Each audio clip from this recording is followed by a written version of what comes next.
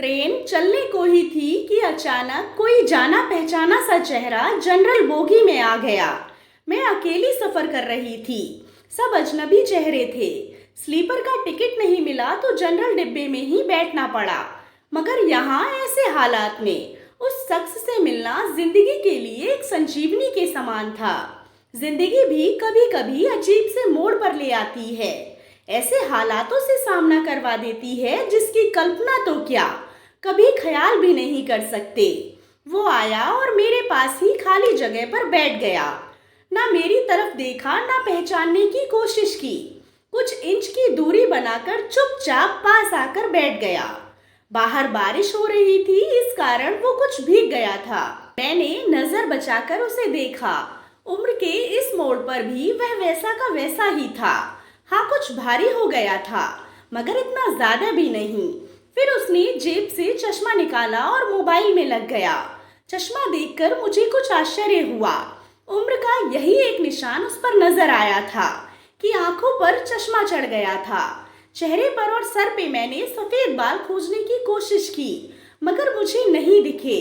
मैंने जल्दी से सर पर साड़ी का पल्लू डाल लिया, क्योंकि बालों को डाई किए काफी दिन हो गए थे मुझे।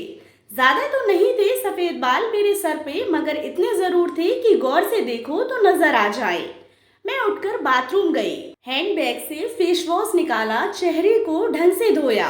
फिर शीशे में चेहरे को गौर से देखा। पसंद तो नहीं आया, मगर अजीब सा मुंह बनाकर मैंने शीशा वापस बैग में डाला और वापस अपनी जगह पर आ गई। मगर वो साहब तो खिड़की की तरफ से मेरा बैग सरकाकर खुद खिड़की के पास बैठ गए थे। मुझे पूरी तरह देखा भी नहीं, बस बिना देखे ही कहा, सॉरी, भाग कर चढ़ा तो पसीना आ गया था, थोड़ा सूख जाए फिर अपनी जगह बैठ जाऊंगा। फिर वह अपने मोबाइल में लग गया। मेरी इच्छा जानने की कोशिश भी नहीं की।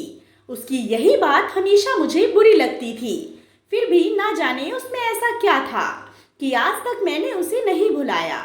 एक वो था कि 10 सालों में ही भूल गया। मैंने सोचा शायद अभी तक गौर नहीं किया, पहचान लेगा। थोड़ी मोटी हो गई हूँ, शायद इसीलिए नहीं पहचाना। मैं उदास हो गई।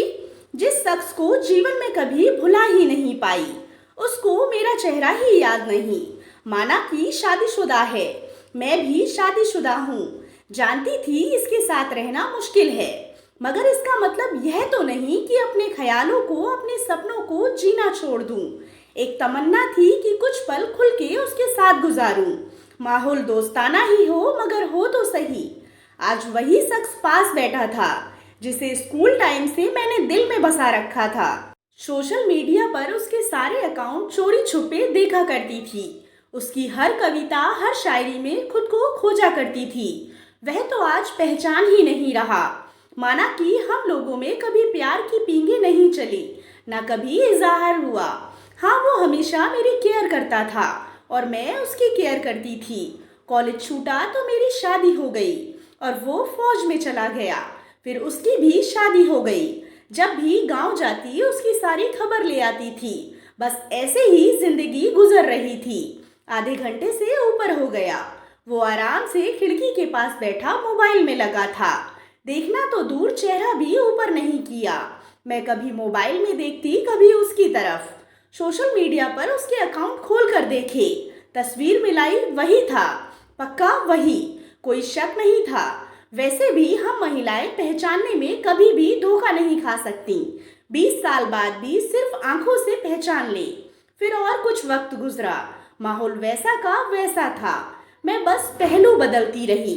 फिर अचानक टीटी आ गया। सबसे टिकट पूछ रहा था। मैंने भी अपना टिकट दिखा दिया। उससे पूछा तो उसने कहा नहीं है। टीटी बोला फाइन लगेगा। वह बोला लगा दो। टीटी कहाँ का टिकट बनाऊं?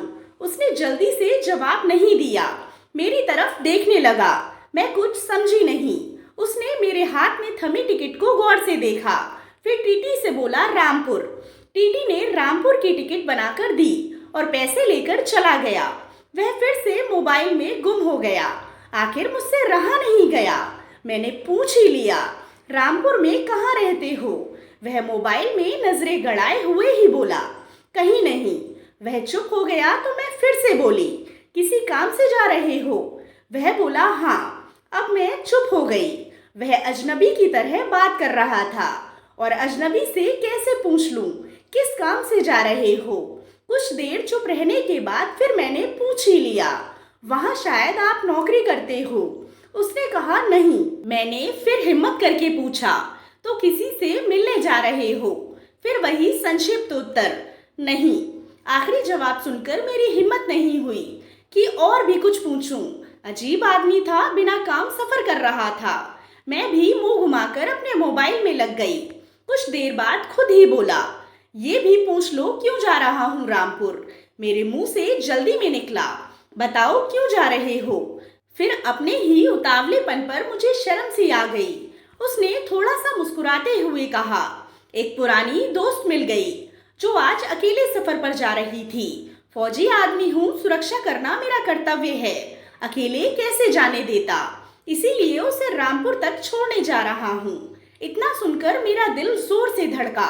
नॉर्मल नहीं रह सकी मैं, मगर मन के भावों को दबाने का असफल प्रयत्न करते हुए मैंने हिम्मत करके फिर पूछा, कहाँ है वो दोस्त? वह फिर मुस्कुराता हुआ बोला, यहीं मेरे पास बैठी है। इतना सुनकर मुझे सब कुछ समझ में आ गया कि क्यों उसने टिकट नहीं लिया, क्योंकि उसे तो पता ही नहीं था मैं कहाँ जा रही हूँ। सिर्फ और सिर्फ मेरे लिए वह लखनऊ से रामपुर का सफर कर रहा था। जानकर इतनी खुशी मिली कि आंखों में आंसू आ गए। फिर वह बोला, रो क्यों रही हो? मैं बस इतना ही कह पाई, तुम आदमी हो, नहीं समझ सकते। वह बोला, क्योंकि मैं थोड़ा बहुत लिख लेता हूँ, इसीलिए एक कवि और लेखक भी हूँ, सब समझ सकता हूँ। मैंने खुद को संभालते हुए कहा, शुक्रिया मुझे पहचानने के लिए और मेरे लिए इतना टाइम निकालने के लिए। वह बोला, प्लेटफॉर्म पर अकेली घूम रही थी, कोई साथ नहीं दिखा तो आना पड़ा। कल ही रक्षाबंधन था, इसीलिए बहुत भीड़ है। तुमको यूं अकेले सफर नहीं करना चाहिए। क्या करती, उनको छुट्टी नहीं मिल रही थी और भाई यहाँ लखनऊ में आकर बस गए। राखी बांधने तो आना ही था। मैंने मजबूरी बताई। ऐसे भाइयों को राखी बांधने आई हो जिनको ये भी फिक्र नहीं कि बहन इतना लंबा सफर अकेले कैसे तय करेगी। भाई शादी के बाद भाई रहे ही नहीं, भाभीियों के हो गए, मम्मी पापा रहे नहीं। कहकर मैं उदास हो गई। वह फिर बोला, तो पति को तो समझना चाहिए, उनकी बहुत बिजी लाइफ है और मैं ज़्यादा डिस्टर्ब नहीं करती और आजकल इतना खतरा नहीं रहा, कर लेती हूँ मैं अकेले सफ़र। तुम अपनी सुनाओ, कैसे हो? अच्छा हूँ, कट रही है ज़िंदगी। मेरी याद आती थी क्या? मैंने हिम्मत करके पूछा। वो चुप हो गया, कुछ नहीं बोला। तो मैं फिर बोली, सॉरी, यूं ही पूछ लिया। फिर उसने शर्ट की बाजू की बटन खोलकर हाथ में पहना वो तांबे का कड़ा दिखाया जो मैंने ही फ्रेंडशिप डे पर उसे दिया था। बोला, याद तो नहीं आती, पर ये कड़ा तुम्हारी याद दिला देता था। कड़ा देखकर दिल को बहुत सुकून मिला। मैं बोली, कभी संपर्क क्यों नहीं किया? वह बोला, डिस्टर्ब नहीं करना चाहता था, तुम्हारी अपनी जिंदगी है और मेरी अपनी जिंदगी है। मैंने डरते डरते पूछा, तुम्हें छू लूं? वह बोला, पाप नहीं लगेगा? मैं बोली, नहीं, छूने से नहीं लगता। और फिर मेरी रामपुर तक उससे बहुत सी बातें हुई। जिंदगी का एक ऐसा यादगार दिन था जिसे आखिरी सांस तक नहीं भुला पाऊंगी। वह मुझे सुरक्षित घर छोड़ कर गया, रुका नहीं, बाहर से ही चला गया। कश्मीर में थी उसकी ड्यूटी, इसीलिए चला गया। उसके बाद उससे कभी बात नहीं हुई क्योंकि हम दोनों ने एक दूसरे के फोन नंबर नहीं लिए। हमारा एक पवित्र सा रिश्ता था, मगर रिश्तों की गरिमा बनाए रखना जरूरी था। फिर ठीक 1 महीने बाद मैंने अखबार में पढ़ा कि वो देश के लिए शहीद हो गया।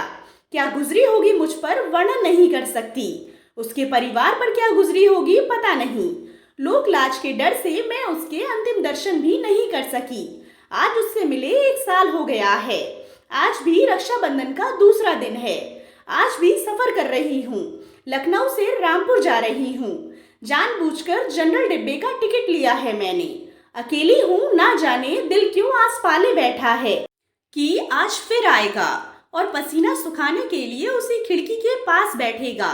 एक सफर वो था जिसमें कोई हमसफर था, एक सफर आज है जिसमें उसकी यादें हम सफर हैं। बाकी जिंदगी का सफर जारी है। उम्मीद करती हूँ आपको कहानी पसंद आई होगी। कहानी पसंद आई हो तो कहानी को लाइक एंड शेयर करें। कहानी के बारे में कमेंट कर अपनी राय ज़रूर दें। अगर चैनल पर नए हों तो चैनल को सब्सक्राइब करें। कहानी सुनने के लिए आप लोगों का बहुत बहुत धन्यवाद।